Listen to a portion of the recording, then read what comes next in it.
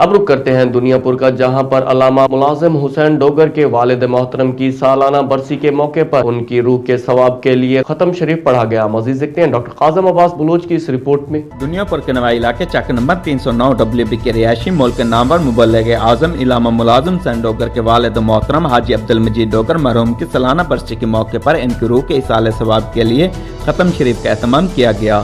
ختم شریف کا آغاز تلاوت کلام پاک سے کیا گیا۔ تلاوت کلام پاک پیش کرنے کی سعادت قاری خورشید الحسن نیمی نے حاصل کی۔ اس موقع پر شہنشاہ نقابت طالب حسین مہروی نے نقابت کے فرائض سر انجام دیے۔ ثنا خوان مصطفیٰ عالمی شہرت یافتہ شہر محمد و آل محمد الحاج احمد علی حاکم و دیگر نے بارگاہ رسالت میں ہدیانات و کلام پیش کیے۔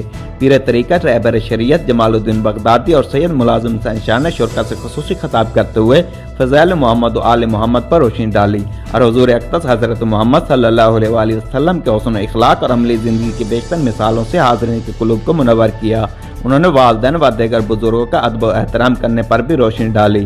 آخر میں مرحوم کے ایصال ثواب کے لیے خصوصی مغفرت، ملک و قوم کی سلامتی اور کشمیر کی آزادی کے لیے خصوصی دعائیں مانگی گئیں۔ ختم شریف میں سابق صوبائی وزیر جیل خانہ جات، ممبر صوبائی اسمبلی چودھری زوار حسین وڑیت، پاکستان مسلم نون کے رہنما ممبر صوبائی اسمبلی پیرزادہ جہانگیر سلطان بھٹا سمیت معززین علاقہ، تاج برادری اور ضلع بات سے سیاسی، سماجی اور مذہبی شخصیات نے کثیر تعداد میں شرکت کی۔ کیمرہ ٹیم کے ساتھ ڈاکٹر قاسم عباس بلوچ، راز نیوز، لودھراں۔